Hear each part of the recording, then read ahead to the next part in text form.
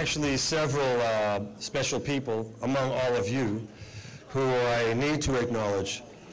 So I'd like to do that now. We have Mr. Rich Caridi over here. He's the Pike County Commissioner. Mr. Caridi. Okay, a special friend of the family. We have Mr. Nick Mazza, who's a Blooming Grove Township Supervisor, NRA instructor. He was sitting in that seat. He's also a retired law enforcement officer.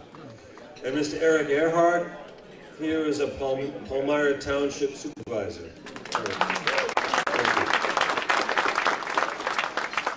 And also,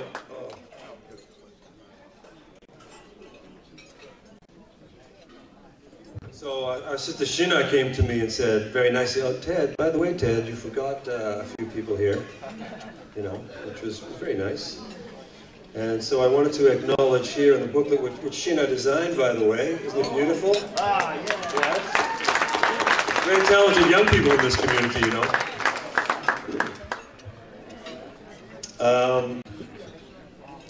There's the IPG family with Jerry Hay. IPG International, thank you, Jerry. Got an advert here. Paramount Carpet Care of Scranton, thank you very much. And last but not least, I don't know how I missed this one. How did I miss this one? Full page on the back. What's that? Car Arms. What's that? Oh, Car Arms and Tommy Gun Warehouse, our own Kucha and Justin Moon, thank you. The dark horse of this whole thing. Anyway, wonderful. So thank you very much for all of your support, everyone, okay? Thank you. And, okay, so I'd like to also acknowledge Chief Tom Burke as well, because Chief, stand up, Chief. You know, Chief is very, very special to us in our community, and you may not know about Chief. He's a Green Beret, and he is first generation. Yeah, he is a legend. He's a legend in his own time, and he's a legend to us. A Green Beret, a true fighter, fought in Vietnam. Is that correct, Chief? And we've really appreciated all your support, Chief. Thank you. Okay. And finally, I'd like to ask. I was just talking with my friend Ken here, Ken Baumel from Milford. And he has a lot of historical knowledge about the area here, and he was telling me that this part of Pennsylvania has the most concentration of veterans than any other place in the USA. Did you know that? No. You like it? So I'd like to ask all the veterans to stand up, please, in the room. All the veterans. Let's hear it from veterans.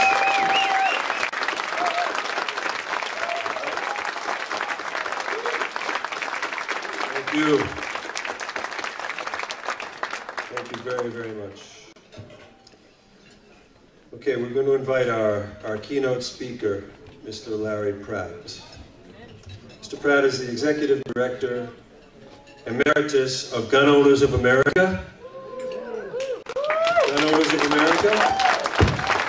GOA. $20 to join, okay? 20 bucks.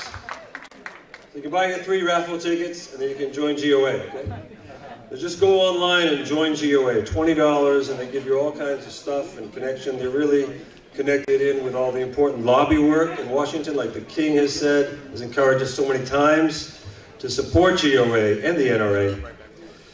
So he is the Executive Director Emeritus of the Gun Owners of America. It's a national grassroots organization representing more than 1.5 million Americans dedicated to promoting their Second Amendment freedom to keep and bear arms. GOA lobbies for the pro-gun position in Washington, D.C., and is involved in firearm issues in the states. GOA's work includes providing legal assistance to those involved in lawsuits with the Bureau of Alcohol, Tobacco, Firearms, and Explosives, the Federal Firearms Law Enforcement Agency. Is anyone here from the ATF locally? So I personally invited your office. So. Yeah? Yes. And So that is Larry Pratt. One thing I forgot, Brother Tim has reminded me, and I'm sorry. I'm not forgetting because there's anyone less important, but we have a special guest here tonight from the state of Georgia. It's Mr. Eugene Yu. He is from the state of Georgia. Please stand up. He's running for the U.S. Congress. He says he's a true conservative Republican, and he's trying to unseat a rhino Republican. Okay? We're all for you. Thank you. Anyone from Georgia here? Are you registered to vote? Okay.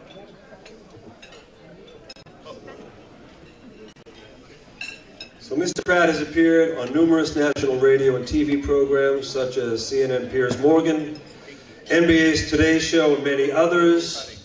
He's also published several books, particularly one, Our People Victorious, in 1990, and was editor of a book, Safeguarding Liberty, The Constitution and Militias, 1995.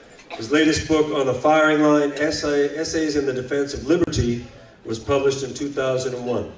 So Mr. Pratt has held elective office in the state legislature of Virginia, serving in the House of Delegates, and Mr. Larry Pratt directs a number of other public interest organizations and serves as the vice chairman of the American Institute for Cancer Research. And I ask that all of us really give a warm welcome to Mr. Larry Pratt.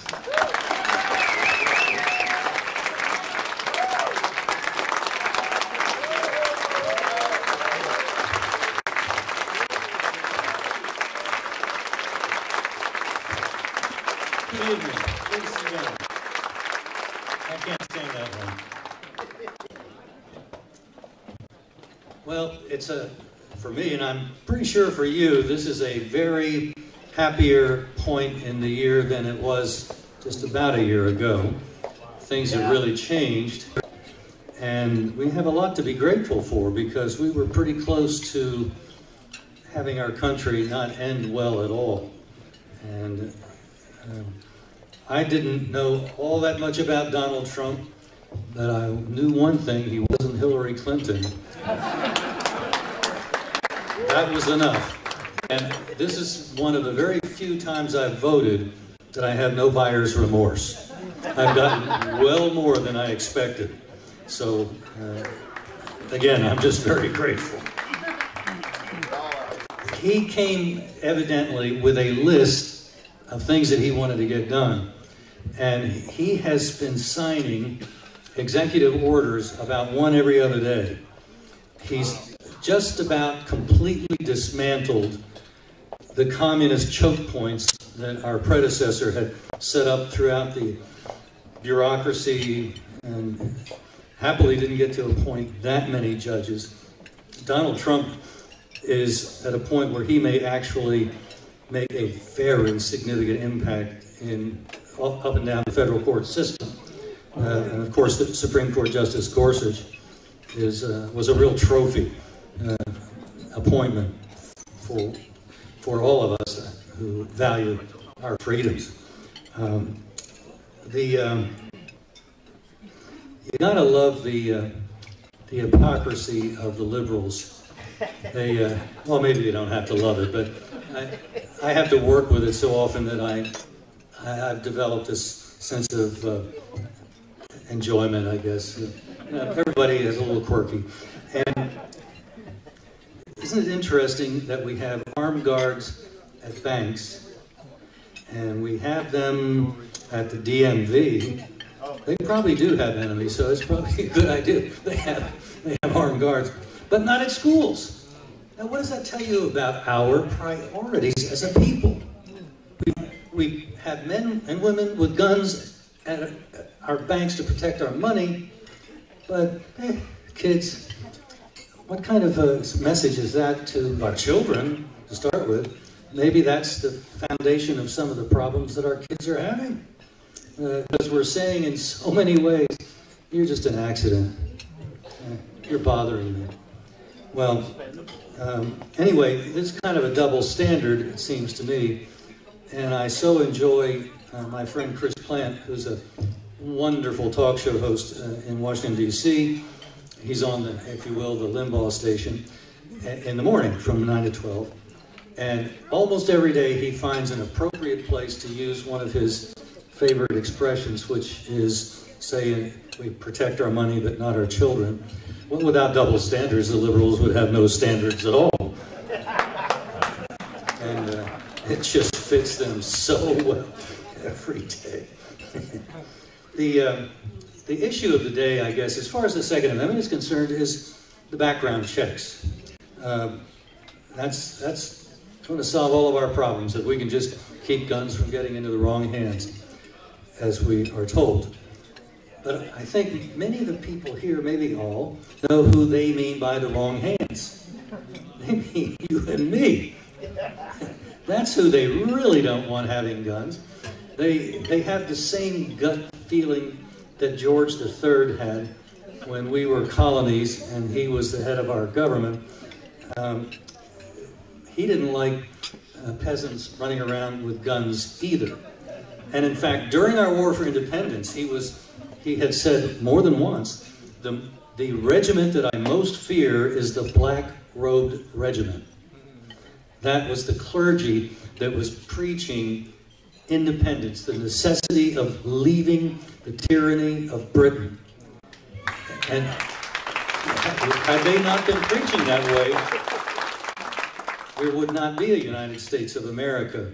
As John Adams, our third president, had said, the American Revolution began in the minds of the people a full decade before the first shot was fired. People didn't go out and face the strongest army in the world because they happened to get out of the wrong side of bed that day. They had had a growing realization that the reason that they and their forebears had come over a very dangerous trip to this world, facing all kinds of dangers and challenges, could be lost if they allowed the thumbs of those British overlords to continue pressing down. And so this became something that I don't think they fully understood in London, although the king did have that sense that he at least knew where his enemy was strongest. And it was ideas that were behind that war for independence. Just as an aside, George III, I'm told, ended up in an insane asylum. We literally drove him crazy. So Barack Obama and those like you learn from George III. Actually, I stole that line from Patrick Henry. He was speaking against George III, and people thought he was on the verge of making a seditious statement. And so when he got to the next dictator to have his head cut off would be George III, he said, and George III, let them learn from all of their experience. So the Tories, the Loyalists thought they had him, and Patrick Henry, of course, was playing with him. Much as I've come to realize that maybe that's what our president does with his opponents. Not quite as articulate and eloquent as Patrick Henry, but who is. But it seems that the president is quite capable of playing like a cat with a mouse, and he gets the liberals to a point where they know that he's going to, or already has said something really stupid, and they're going to nail him for it, and it turns out he just gets more votes, more support because of what he said and what he did. And they haven't learned. They keep doing the same thing, reacting the same way. But that's kind of cruel, isn't it, to take such schadenfreude, such pleasure at their suffering. Well, I do. Anyway, the background check, let's just make this clear. This is so unconstitutional. This is something that is laying the groundwork, if we don't convince our fellow Americans that it doesn't do any good. In the last year of record, where I know what the numbers were, there was around 20 million background checks performed. The number of prosecutions were 44. Now, if that's a crime-fighting tool, we probably need to do some rethinking. So not only is it unconstitutional, but it's a huge waste of money. Yeah, there are people that go to a store and the sale can't be completed because of something in their background. If they challenge the denial to purchase, 95% of them successfully appeal. So the background check system is just a way of conditioning us to get us used to the fact that shall not be infringed. Doesn't really mean that. The founders were just kidding. They just were shooting at the British for fun and giggles. No, it's something that we've lost sight of why it's in our founding document.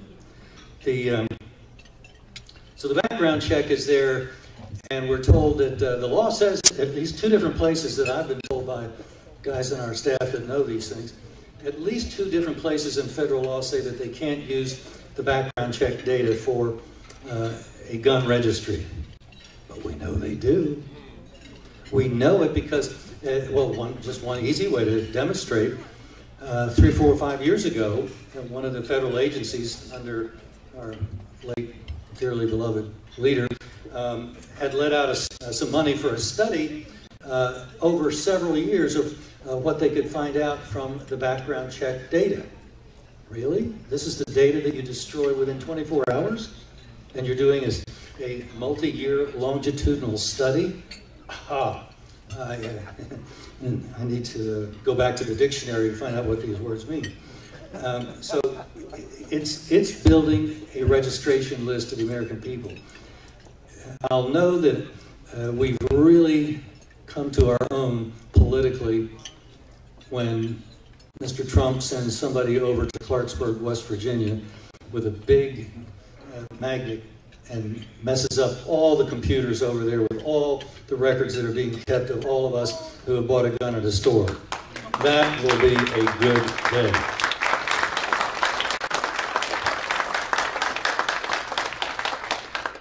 I think at the end of the day, one of the reasons that I've found that I have trouble communicating with liberals, apart from the fact that they're always angry, and it's kind of hard to talk sense to somebody who's always angry and figures you're an evil person because you disagree with them.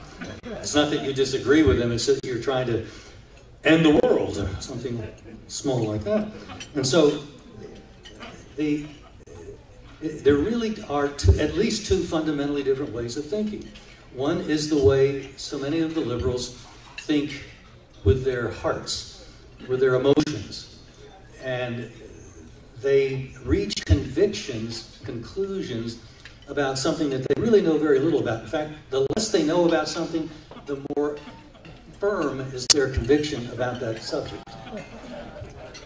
If you and I are trying to figure something out, hopefully, we don't always succeed, but hopefully, we're going to try to use linear logic.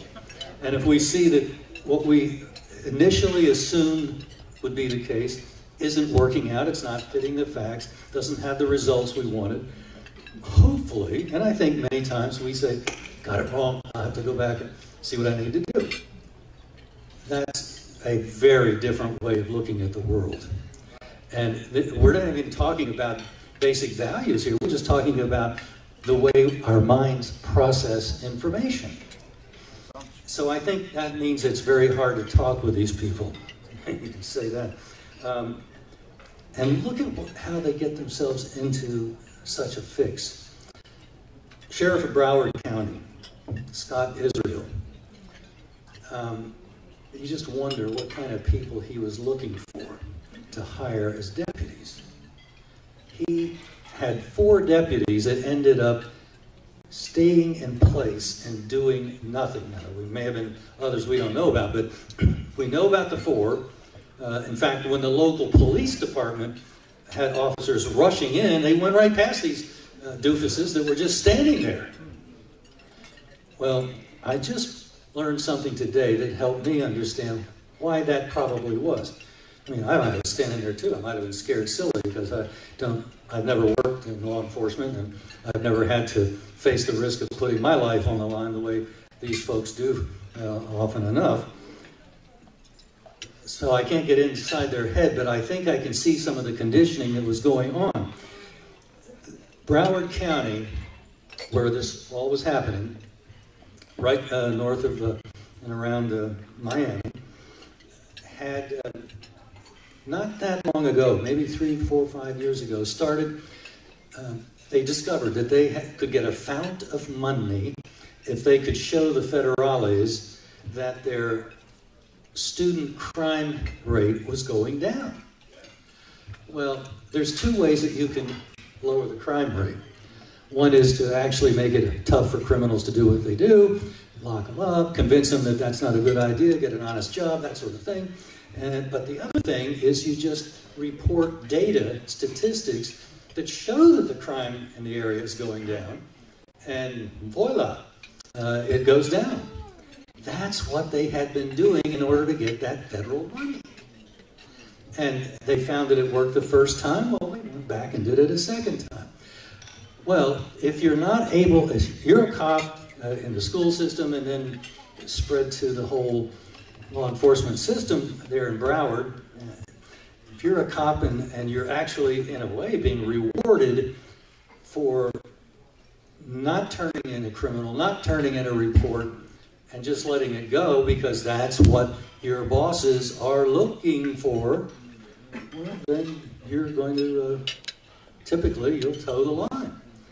And so crime had actually been going up in Broward, but nobody was measuring it, nobody was reporting it. They were actually lying about it to get the moolah.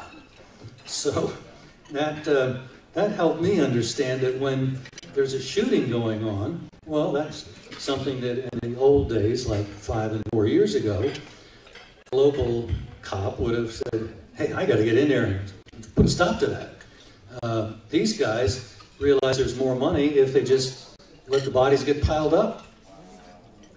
It's that sick. It's one of the many reasons why the feds should have nothing to do with law enforcement anywhere. Anywhere.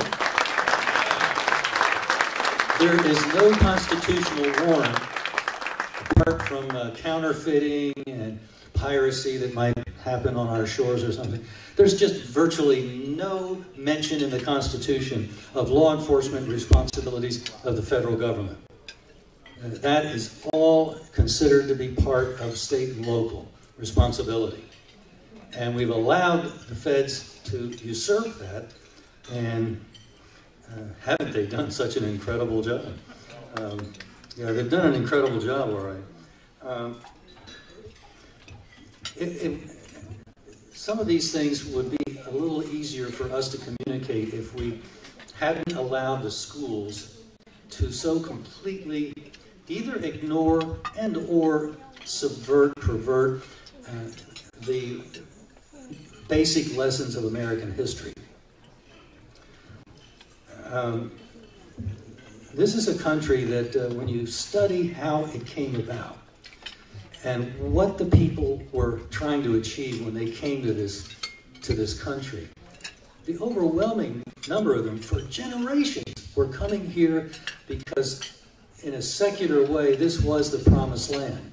This was a place where somebody who had been almost a serf in Europe, or who knows what condition of some latifundia in Latin America or whatever, this was the place where if you got here, then you were on your own and you had a chance to find out just how much you could achieve because it was up to you.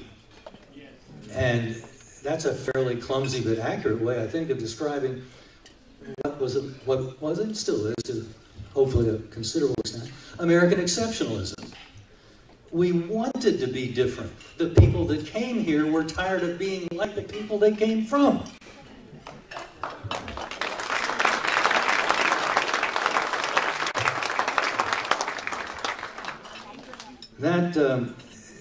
That's what set our course in such a fundamentally different direction. And as others have pointed out, we're not American because we were born to an American race. Frenchmen are French because they're born to a French family. Germans to a German family. But in America, you can come from anywhere. And if you share those ideas that I'm pointing to, you're an American. You're an American.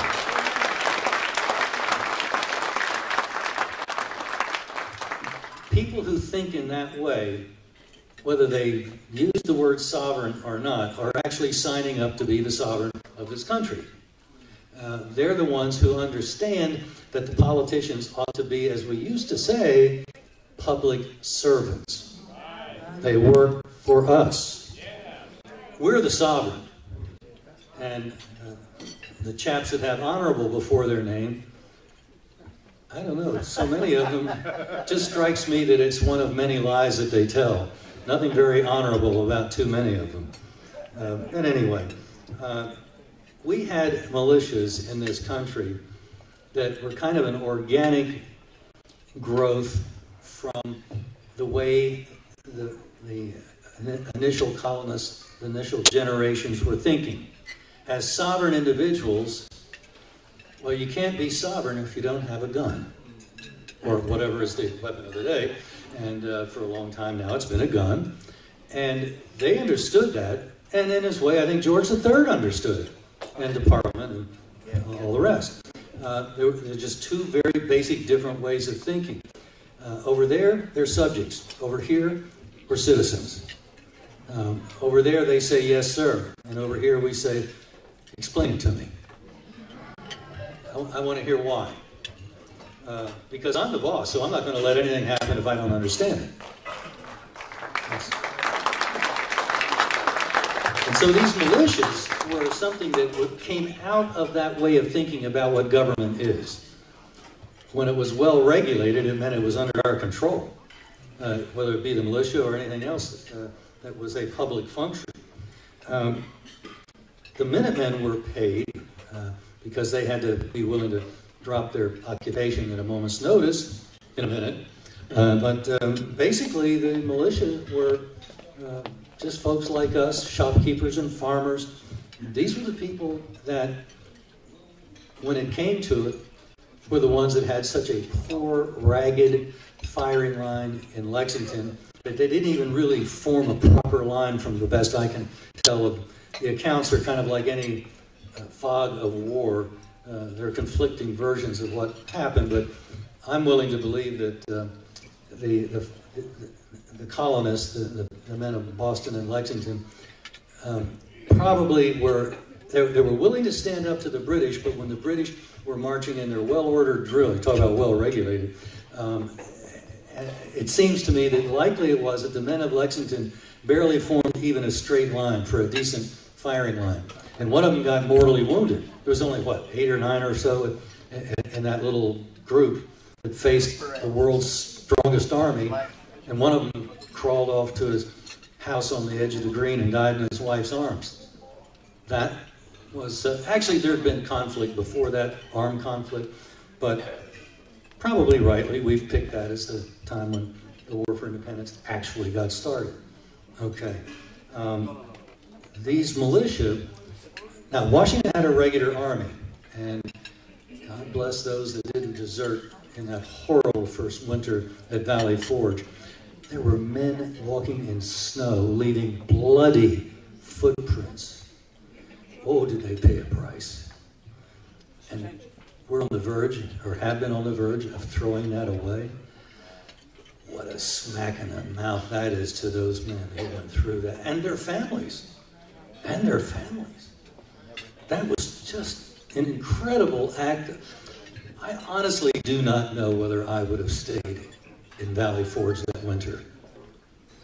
Hopefully I would have, but the suffering was intense. People around you were dying of starvation. Martha Washington arrived one day in the middle of this agony with close to a couple dozen pack horses loaded with supplies and wagons as well. George Washington himself had skin in the game, as did many of the colonial leaders. And one of the things that I have remind me constantly when I'm in my office, I can't help but see a picture. It's actually a reproduction of a painting. No, we don't spend your money on pictures or original art. But there's this reproduction of Peter Muhlenberg preaching in his pulpit in a church in the Shenandoah Valley. And he preached that day on, I think it's Ecclesiastes 3, there's a time for this, a time for that, time for this, time for that. Well, there's a time for peace. And now, he said, as he pulled off his clerical gown, revealing an officer's uniform of the Continental Army, now is the time for war. Now, I didn't realize until 2 or 3 years ago when I read a book by an Oklahoma State rep, and see if I wrote his name down. For some reason, I just refused to memorize his name. Dan, you can find it online because it's the book, 2 books called The Black Robed Regiment. One is about them, and the other is a collection of the sermons they were preaching up and down the colonies. And you can see why men were willing to leave. The men that left his church that day after he preached that sermon marched down the aisle, center aisle of the church, outside, and virtually every man in the church signed up to be in his militia company. They elected him captain. They did not come home or see their families for 8 years. He fought in Washington's army and rose to the rank of colonel. And so, for the longest time, I thought the war lasted longer in the South than it did elsewhere. It was dreadful. And you might say 1814 was the last war because the British made that one last attempt to conquer America by attacking New Orleans, and then they would make a back end run on the rest of the country that way. But Muhlenberg was not alone. In fact, what this book, Black Robe Regiment, shows you, this was what perhaps a third of colonial pulpits were preaching. Obviously, there were Tory pulpits, there were pulpits of men that didn't think politics and religion mix, and the same issues we deal with today. But that third was really hitting hard, and it motivated men to be willing to do what they did, and their wives, because they didn't have and maybe it wasn't quite as lethal, although sometimes it was if the enemy soldiers found them unprotected, but they had to do so much without the guy that was out, should have been out plowing the field, should have been pitching the hay, should have been doing all that kind of heavy work, and he's not there. He's out with George Washington, fighting for, I'm not sure I quite understand, but it's just remarkable what all of those folks, men and women alike, were willing to endure so that they probably didn't even have a name for the United States of America at the time, but so that it would become the remarkable place that it has become. And happily still is. If one thing Obama showed us is that this is a resilient country. And even 8 years of a communist wasn't enough.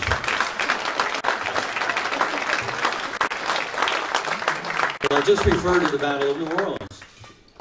That was essentially under General Andrew Jackson, president in waiting, if you will. A few years later, he became president. That was essentially fought with 2 militia units against, again, the world's crack army, the best that there was.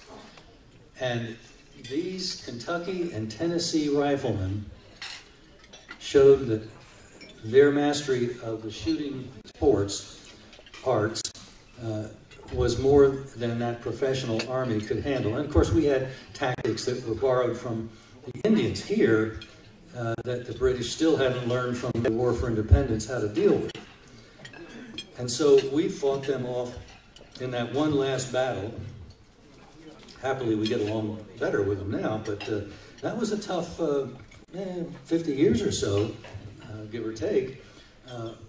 And we had militia that could be engaged at almost any time, depending on where you lived in the country.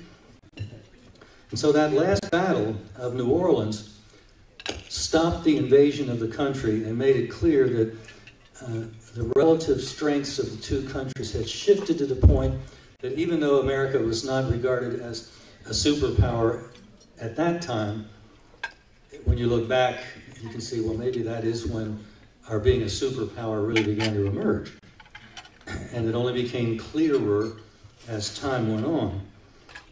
And one of the reasons for our military abilities was these were essentially a rural people, and there were guys that could shoot a squirrel jumping from one tree to another while he's in mid-jump. And some of them could do it with a musket, not even a rifle.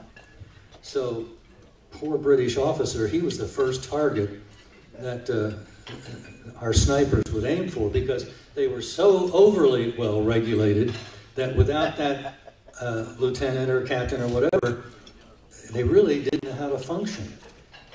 And that maybe is another way to illustrate our guerrilla fighting, Indian-style fighting heritage, is that if we lose our captain in a battle, nobody's looking around for trying to, well, what do I do? You know, no, the American soldier typically knows exactly what to do. And if you're down to the last private, he knows how to take charge.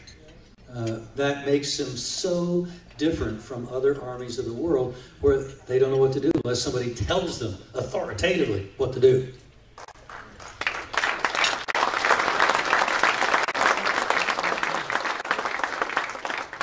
Well, the militia didn't just dissolve, although a lot of politicians then and certainly now have tried to do everything they can to let the militia die from misuse, from being ignored. But there's at least a couple examples that I could point to that the American spirit still understands this notion that the people with a gun are the sovereign of the country. And one example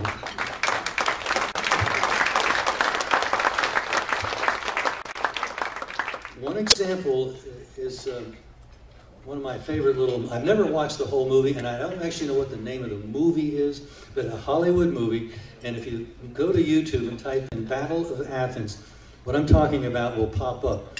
It's an historical drama, so obviously a lot of it you're going to see there is fiction, but the basic storyline is accurate. 1946, veterans returning from World War II come back to Athens, Tennessee, and find that it is totally taken over by the lowest of politicians. I was going to say corruptocrats. They stole everything, including elections. That's how they stayed in power. Well, that became rather well known, and so the election that was held in 46 turned out to be a typical stolen election. And as I've told a few of you, I can relate to this because the one time my wife voted in Panama, before she became an American citizen, was she voted for president, put her paper ballot in the box, just like they were voting in Athens, Tennessee, and she was there close to the end of the day. And so when the polls closed, they didn't just close, they moved. The police in Athens came in and took the ballot boxes, quite against the law, over to the police station. In Panama, also quite against the law, soldiers, because they didn't really have police, they had a national army that doubles as a police force. It's changed a little now, but anyway, they came in, and of course they got all the guns, and if you had a gun, it was at home, safe, it was only for hunting or target practice or something of that sort. No militia tradition, no notion that the people are the boss, and so they just watched as these soldiers carried away the ballot boxes. So when I first saw the Battle of Athens, I thought, that's just what Priscilla had told me she saw with her own eyes. Different accent, of course, but same result. Same result. So we can be just as messed up as anybody in the rest of the world, but by the grace of God, we still have some advantages that most of the rest of the world doesn't have.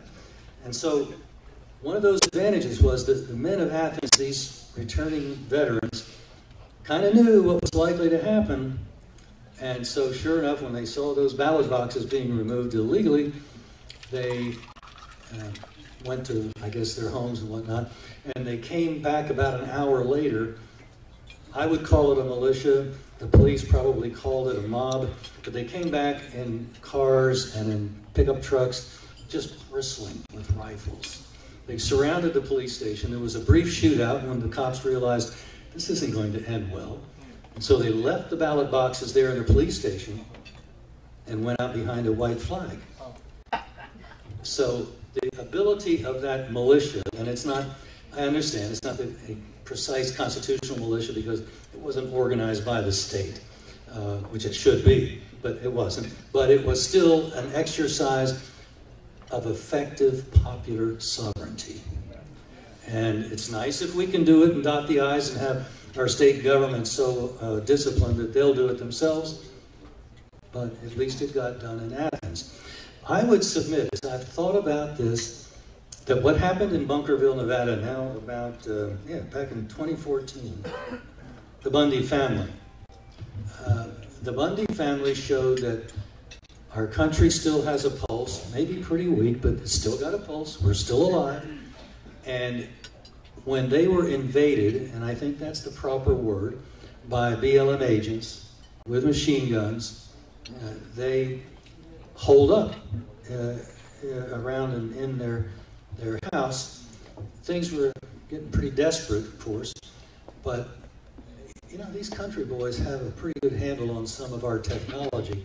And out there in the middle of the desert where you don't find any cell towers or anything, somehow, and I still don't understand it, people have tried to explain it to me, but I'm not my father's son. I have none of his engineering abilities whatsoever. But they were able to produce an internet, and they were able to show anything the government was doing online. Smile, ATF, your own live camera. That was an incredible restraint on them. And as you may recall, this situation developed to a boiling point. People were coming from all over our country with their guns, because the Bundys didn't at first have any obvious armed resistance. It was known that, of course, they had a lot of guns. Mormon family in the West, in the desert, yeah, they had some guns. But they were getting reinforcements by the hour. In fact, I had bought a plane ticket.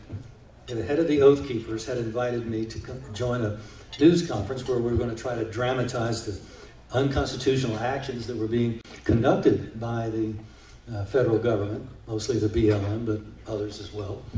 And we had scheduled it for a Monday.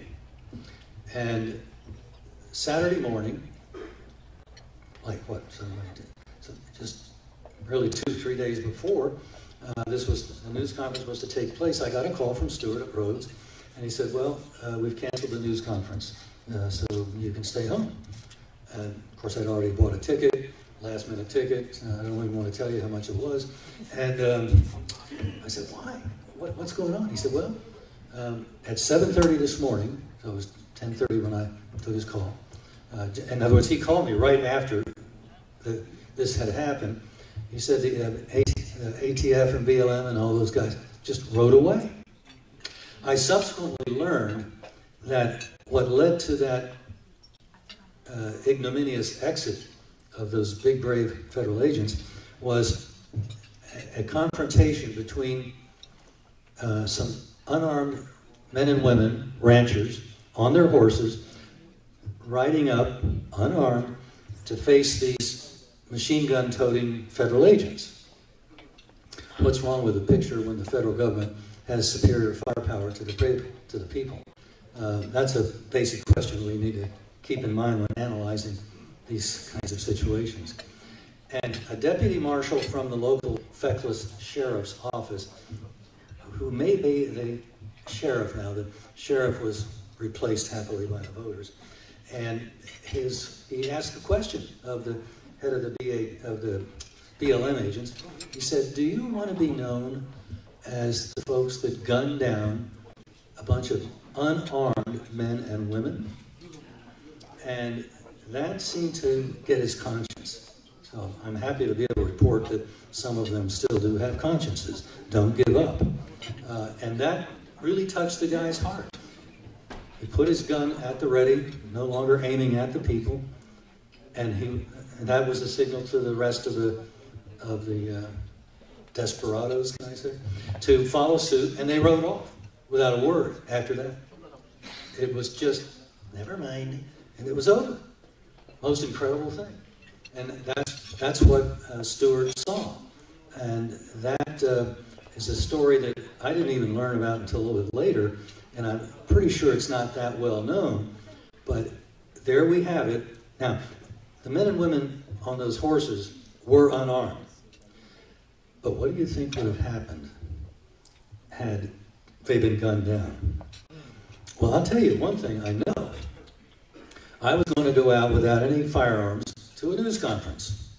I would have gone out to the news conference, but I would have been packing. And I'm sure all the others that were, many of whom were already streaming in, as I said, by the hour, they had begun, they'd crossed the point where they thought this could be talked out, and they came prepared just in case. So they had firearms with them. Had that one sheriff's deputy not had the moral fiber to do what he did, we could have already witnessed the Second American Civil War. It was really close.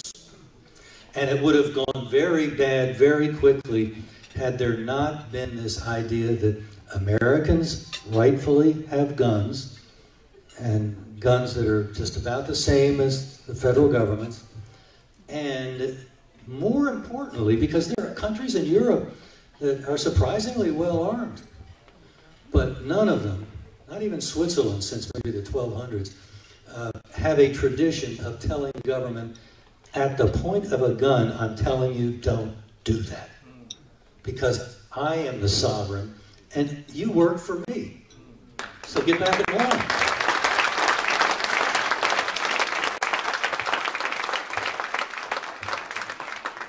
So we had armed people who were substantially good shots, and we had preachers who were the internet of the day, they in the weekly newspapers, who would typically reprint the sermon that they'd heard the Sunday before. So these sermons reached a lot of people. And the sermons became increasingly political, inveighing against the outrages of the king and his government. And particularly the soldiers that were here, who, some of whom didn't even speak our language. They were from Germany. And they got pretty ugly. And so there was no love lost between these occupiers. And isn't that interesting? That frequently leads to trouble when you've got an occupation force that doesn't speak the native language. Tiananmen Square was in part, maybe substantially generated because the troops that the Chinese government had brought in came in from the far, well, I guess in China it would be the far western part of the country, where they don't speak Chinese, or at least many of them don't. And so when the people in the street were trying to tell these armored men what was going on and why they were in the street and what their objections were, I'm sorry, I don't speak Chinese. You know, there was no communication. And that's what led to the ugliness of Tiananmen Square, at least the immediate cause of it. They had no chance to make their case. Well, we spoke the same language, and we communicated, I think, quite effectively, and here we are. I think we have so much to be grateful for. It may not be the fourth Thursday in November, third or fourth, fourth, yeah, where we celebrate Thanksgiving, but we have a lot to be grateful for. And I just, and every time I think about this, I'm just so grateful that I had the privilege of being born here. And I'm so grateful that so many other people share the same vision, even when they weren't born here, like my wife, like many of you here. And they came to this country because of what it offers, and what they will be free and are free to contribute when they come here, that they would have found it much more difficult, at a minimum, had they stayed in their home country. So I think this whole story of the militia is in many important ways the story of America. It's the story of an independent yeomanry. It's the story of armed men and women. And it's the story of some amazing preachers that stirred the sense of righteousness and injustice that was being perpetrated and encourage people to risk and to lose their lives so that we can be here at a time like this, in a place like this, and talk the way we're talking. You realize how quickly I would have been slapped in jail in so many other countries, including so-called democracies. Try talking like this in England today, or in France, or in Germany. The countries that are finally apparently rising to the level of freedom are the ones that recently had a communist boot on their throat. So in Central Europe, we have people that get it. And in Western Europe, they've had it so good for so long that too many of them don't. Maybe there's a rebirth of this notion. Our media is dutifully alarmed by the rise of conservative parties in Europe, in England, Nigel Farage and Le Pen, I guess it is, in France. Even Germany has a kind of sort of freedom-oriented party rising there. Central Europe has become a hotbed of freedom. And so maybe we're not alone. Maybe we're not the last island of freedom. I certainly hope we're not. I think on balance, we can be glad that we're where we are. We have to recognize we have so many things that we need to get corrected. But we can talk about it. We can work on that. It won't risk our lives, as a rule, to do those things that need to be done. And so for that, we can just say, praise the Lord. Yeah.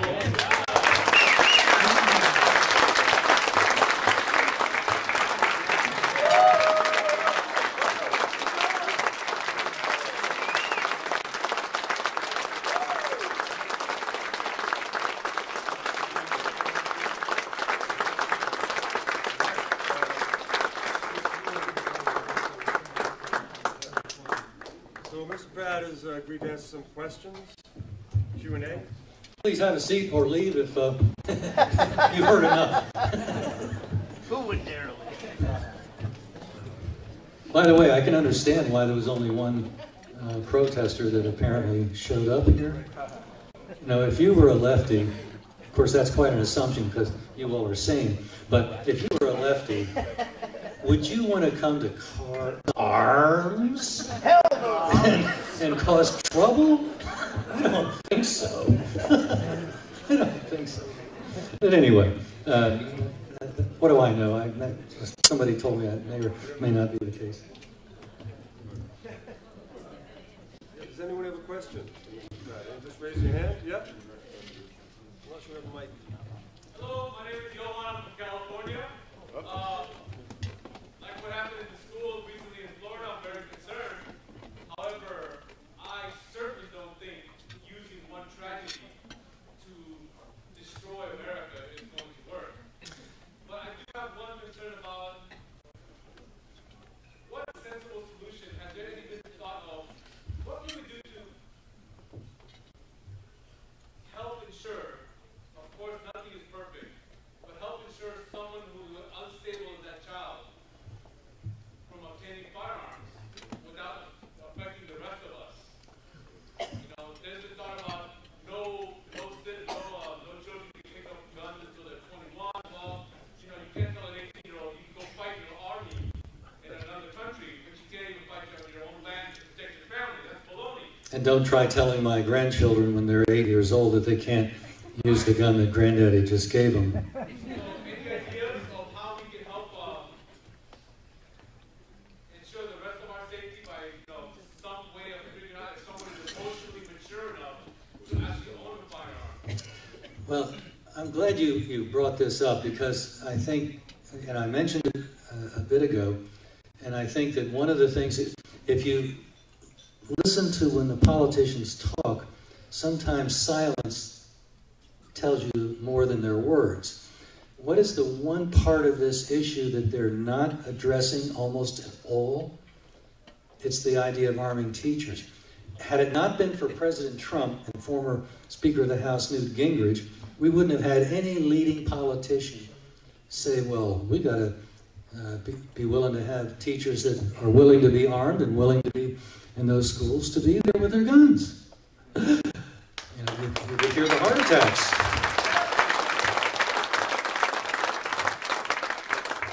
next to being shot yourself, I can't imagine anything more grievous than watching the children you love and you've poured your life into being gunned down when they're 8 years old or 18 years old. I think we can look to Utah for sure, because they've been going on 15 plus years without one untoward incident. And teachers are just crawling in those schools, if you will, one way to put it, armed in all levels of education. And dirtbags are evil, but they're not completely stupid. Sometimes they, of course, do stupid things. But they kind of, I think, got the memo. If you want to shoot the kids up, go someplace else where the teachers are probably not going to be able to shoot back. Now, there's other aspects of this. What happened in Florida seems to be a classic example of Murphy's Law. If it can go wrong, it will. And there were just so many things that should have been done that weren't done. This little snotty nose, maybe I mentioned it, but he'd been visited something like 39 times by the cops. They didn't even write up a citation.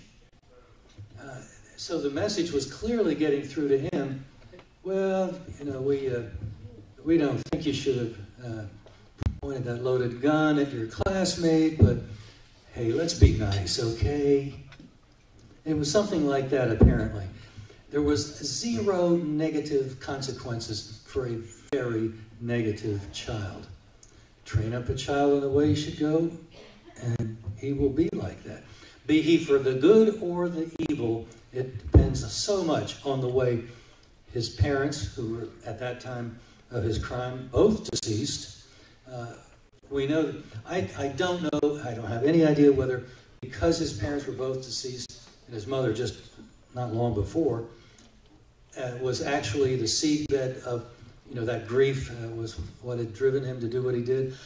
Or maybe they were lousy parents. We don't know. We don't know very much about these things. It's amazing how much we don't know, even though there's such a tabloid journalism in our country that these are such juicy details, and they're not being retailed. It's so hard to find out information. What I found out about the way that federal money was actually setting Broward County up for something just like this. But you have to connect the dots. And you're not going to see any dot connection on the evening news. So we dig these things out, and I think it would be very helpful if we could insist that our educational system return to something like it was when I grew up. I wasn't even a believer when I was in high school, but I remember, I think I thought I was, but I remember that each of us took a turn to read the Bible. And even though I was skeptical, it didn't really hurt me. And it didn't hurt my classmates, many of them were as bad off as I was. And one of us each day would lead in some kind of a prayer. Now, a prayer coming from me wouldn't be nearly as meaningful as somebody who actually knew the person to whom he was speaking. But, you know, with all of its limitations, even having those forms was part of what I think helped us come to age and have some of our rough edges knocked off. And of course, even where I was going to school in New Jersey, which was the home of Thomas Dewey, or John Dewey, excuse me, the educational instructor, he fundamentally transformed American education, just as his intellectual child, Barack Obama, endeavored to fundamentally transform America. And we're still paying the price of what John Dewey did, because there are still so many teachers that are just absolutely appalled at the notion that you might even send a kid home. You might point out to him that he's behaving like a dirty little bum. And I realize they can't do what would have been done to my behind, but that wouldn't hurt. You know, the Bible says that you can spank a child and it will not destroy him, but it will save his soul from hell. Well, now, having a sore butt and going to hell, I don't think there's a lot of difficulty figuring out which is the lesser of evils, you know? But we're so far away from accepting that as wisdom. So maybe, I'm sorry, I'm kind of long-winded. One answer is that until we come back to our Creator and acknowledge that He knows what He's talking about, we're not going to have a whole lot worthwhile to tell our children. If I'm telling them to do something because I say so, well, they know I don't have it all together. They know a lot of my shortcomings. But if I can explain to them that what I'm telling them is not my personal preference, but it's coming out of the Word of God, well, now if they want to disregard that, that's a whole or other level of rebellion. And I don't think you'll enjoy the results, because if we educate our kids about the whole of the Bible, there's plenty of examples of individual and national rebellion that led to all kinds of evil. And so if we return that kind of instruction, preaching, if you will, to our schools, which used to be common fare, we had people turn out differently from the way they too often are turning out now. Now, of course, ultimately, it's not the school's responsibility. They can hurt a lot, but it's a wonderful thing when a teacher shares some of the same ideas that I'm putting forth, but it's not their job. It ultimately is the parents. And when we see something as parents going goofy in the school, at a minimum, we got to say, Johnny, that's what their teacher thinks, but let me show you why we have a better idea here in this house. Yeah. And I think if we can look at raising our children from that perspective, we're going to have some turn out wrong anyway. Cain was in a pretty good household, and he didn't turn out all that well. So, you know, nothing's going to work 100%. But if we do it the right way, then we can expect we're going to get a better result. Right now, we are classic definitions of insanity. We keep doing the same thing that has failed and expect that the next time we do it, it's going to work out well. It's just insane. Thank you. It's really insane. Nobody else will dare ask a question, because I bet I took 10 minutes on that. I'm sorry. Maybe one more question? Two more questions? Quick. You could be quicker than I was. Yes, I have a question. Thank you, Mr. Pratt, for your eloquent dissertation on American history.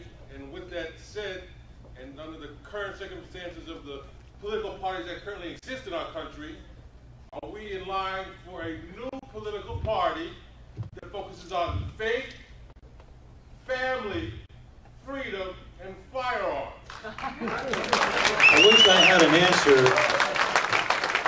that I was sure of. I would like to think so. I'd like to think we've touched that hot stove so many times that we've concluded that it's hot and we need to do something besides touch the hot stove. Because every time we do, it's an owie.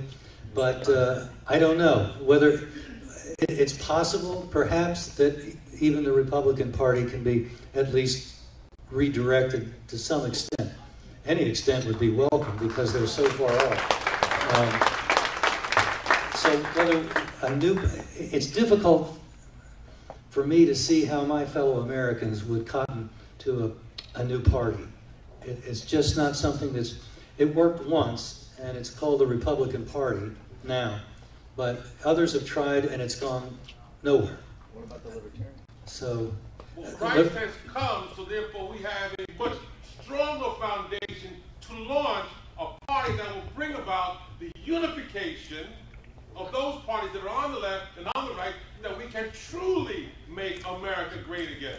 Well, I think if we can change the moral foundation of the country, which is essentially a spiritual battle, then the politics will follow. Yes. So whatever we can do to encourage other people to get right with the Lord, then hopefully they'll get right in the voting booth as well.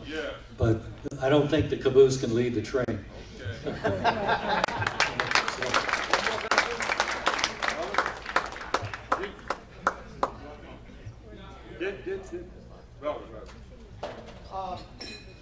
I grew up in rural Montana. Robert Kell, for anybody who wants to know. Grew up in rural Montana in '68, the great gun control debate. Of course, rural Montana doesn't tell me anything specific because, what is it, 98% of the state is unincorporated? Yeah. Yes. It is big sky country. Been there. It's wonderful. God's country. But one of the, as a youngster growing up, '68, one of the mantras of the gun control debate is that more guns, more violence, and that I looked around me. If that were true, everybody in my town would have been dead, as there's more guns than there were people. Or they'd at least been in the hospital recuperating from the gunfight last night. Yeah. Yet actually it was the safest place I ever grew up, even though when I walked out of the schools, in the teachers' pickups was gun racks with guns in them, and the ammunition would be in the deal. But my question is this, in working with a lot of people, especially people who have never grown up with firearms, one of their deals is they fear people with firearms because they lack trust in their fellow man. And they assume, I think, and let me take off from that point, because they assume, and especially if they're liberal, that they're going to lose their control, they're going to lose their temper, they're going to be an angry person, as they are. And they haven't experienced the kind of discipline that comes with owning and using a firearm.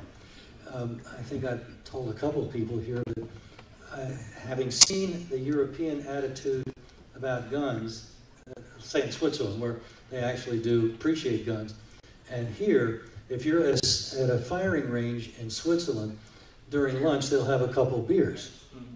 If you tried that stunt here in this country, they would bar you for life from that range. So there's some cultural things that we just have to accept, but the basic rules, of course, are the same in both Swiss and American ranges. Know what's on the other side of the target, and really know where your finger is on the trigger or not. And all of those standard rules apply, and they know them as well in Switzerland as we do here. So we have to allow for certain cultural differences, but I think it's just a very healthy thing if we can get people more introduced to shooting. And one of the things I love about the NRA is their outreach to young people. That means that a lot of the lies about guns and what guns make people do, they can't control themselves, that becomes pretty self-evidently baloney. And once people see that and see how responsible, almost how hyper a gun range master is, they begin to see very quickly that these guys are not quite what they had in mind, what they've been told about. They're hardly some bozo riding around in his bib overalls with no shirt and single tooth that he's admiring in his mirror. That actually, you see some pretty impressive people at a gun range. Some of the best people you are ever going to want to meet will be at those gun ranges, and from all walks of life. They're not all yahoos that are digging ditches or something, whatever the stereotype of the day might be. So hopefully we can get this message across that we need to keep outreach to, particularly to children. The left understands this. Hitler said, give me the youth for the schools and I'll control the next 2 generations. So that's really the battle that we're in. And the battles that we fight at GOA are symptomatic, but we don't frequently get to the real root of it, and that's where you all really are going to make the difference, whether we win or not. So.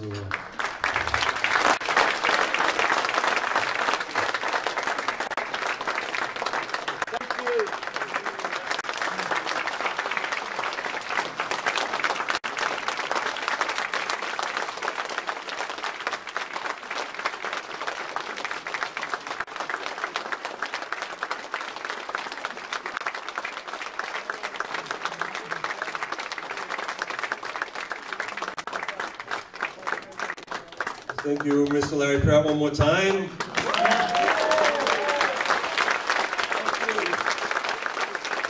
can talk all night, you know.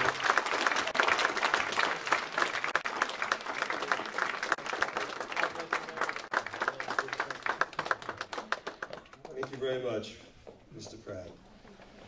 For some congratulatory remarks, I'd like to ask our dark horse, Kukchin Justin Moon, son of the Reverend Sun Myung Moon.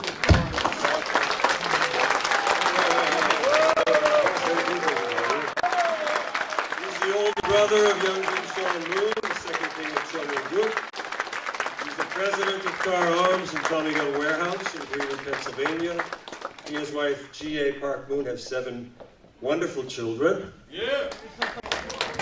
Justin's a graduate of Harvard University, a brilliant engineer and businessman who owns 7 design patents of his own creation. His company acquired Auto Ordnance and Thompson Firearms line in 1999, Magnum Research and Desert Eagle line in 2010. He is a patriot and visionary who, together with his brother Sean, is deeply committed to protecting the freedoms given to us by God and guaranteed in the U.S. Constitution. Please welcome Mr. Kukchin Justin Moon.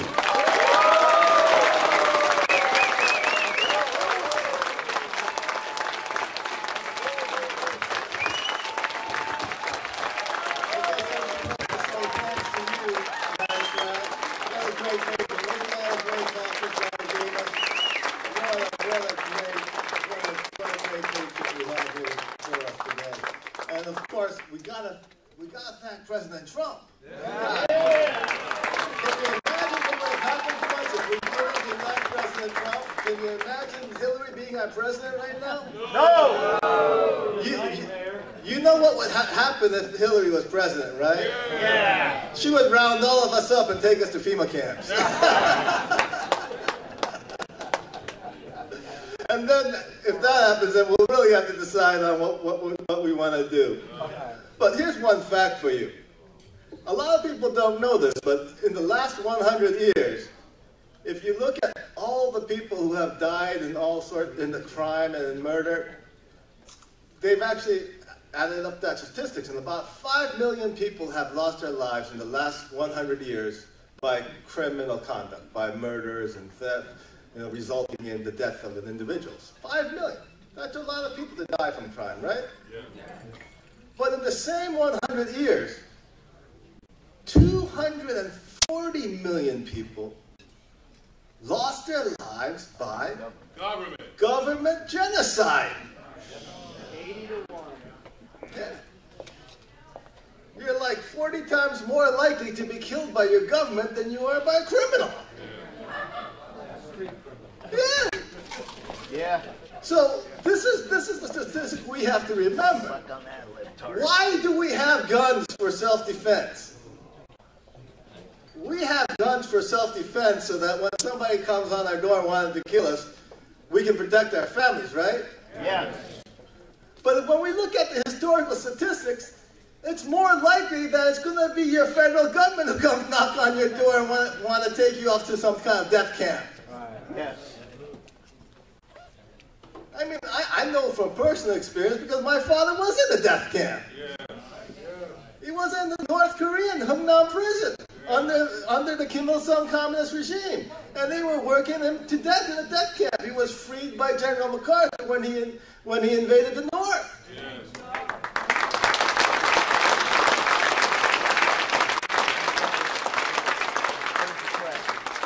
And this is why we as Americans really need to love liberty. Yeah. Yes. We need to love private property. Yes. Yes. We need to love our guns. Yeah. Because without private property, without our guns, we're nothing but slaves in the communist death camp. Yeah. And we know how that ends. You end up dead. I mean, our great country here in America, we tried socialism at the start. Yeah. When the first colonists came here, they tried socialism. Right. And you know what happened when they tried socialism? 90% of the colonists died. less than a year. In less than a year. That's why the governor then decided, okay, this socialism's not working. Maybe we should just divide up the land, have private property, and let people keep what they produce. And then it was that following year where after private property was instituted that you had a huge harvest and everybody had surplus to sell, to make money on. Thanksgiving. That's Thanksgiving.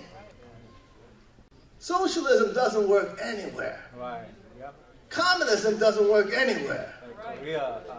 I mean, during the Vietnam War, when we were fighting communism, we used to have some sense. We used to know that the only good commie was a dead commie. That's what we should be teaching in school. And so I'm so grateful that we have men like Larry Pratt still, head of the gun owners of America, who are fighting for our freedom. Yeah. Fighting for private property. Yeah. Fighting for capitalism. Yeah. Fighting for God. Yeah. God, guns, and freedom. That's where it's at, folks. I hope you can all accept that. Thanks a lot, Larry.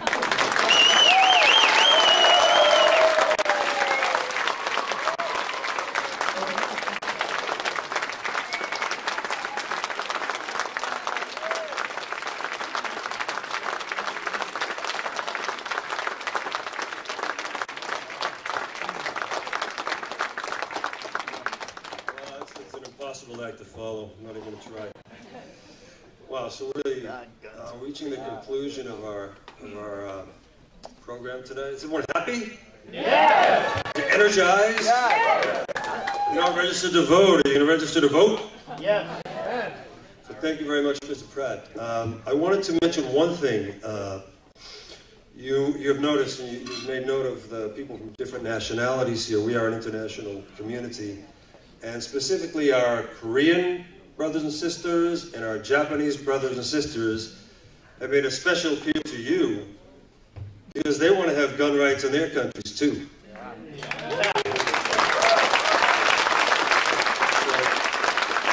So, sovereignty mentalities, this is maybe the seed, but it has a lot of branches and roots that will go out from here. So, Mr. Pratt, thank you so much for being here. Thank you.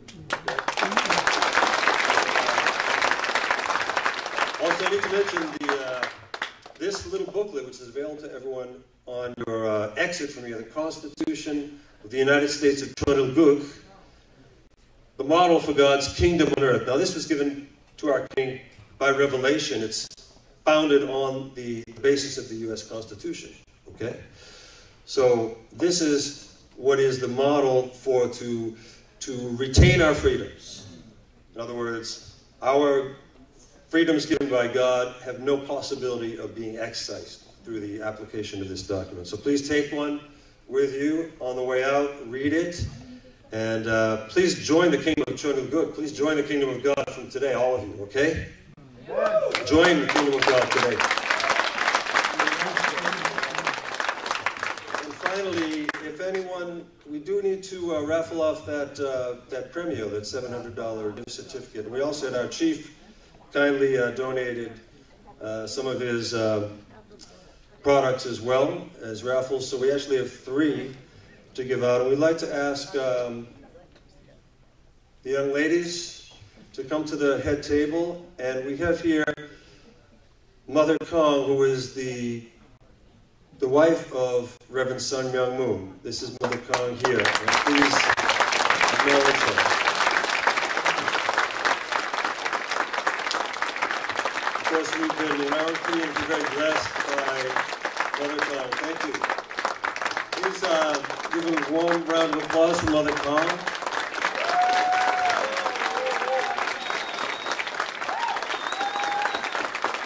And we'd like to ask her to pick 3 tickets, 1, 2, 3.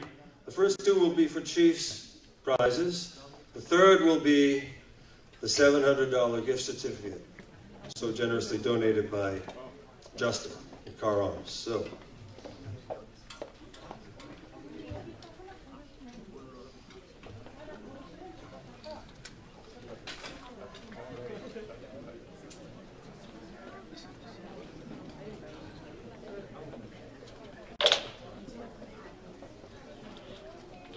Yes.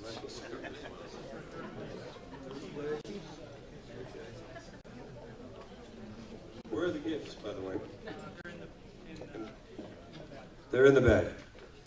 Okay, the first one is Toshiko Morita. Third place.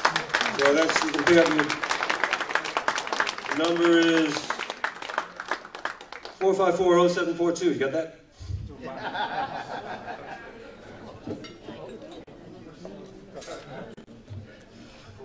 Oh, Toshiko Morita. 4540742. Okay. And the next one, Hannah. 57 is the phone number. 570-618-0367. Number is 454-0617. Is that Regis? Regis Hannah. Okay. So these two. This is the grand prize.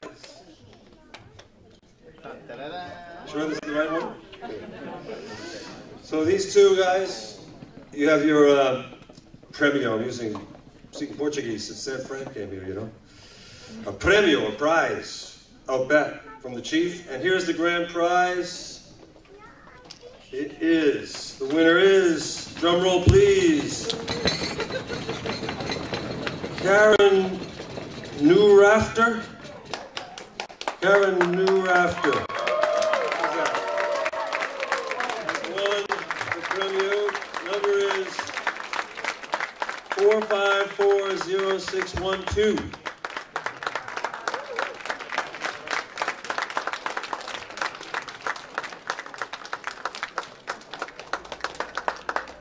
So, shall we pick up the prizes? You want to present the prizes today? Do you want to present? Could we ask the king to close us out?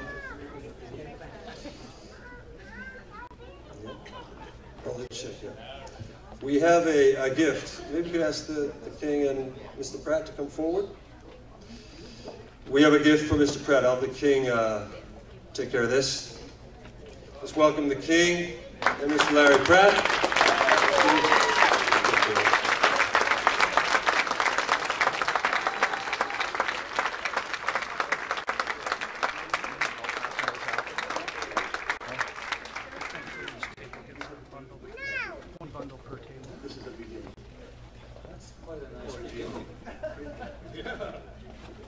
I'm not giving it back.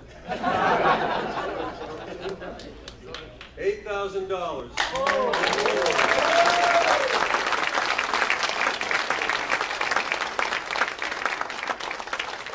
I have to make a photocopy of this because it has a wonderful inscription in the memo line, Trump dinner.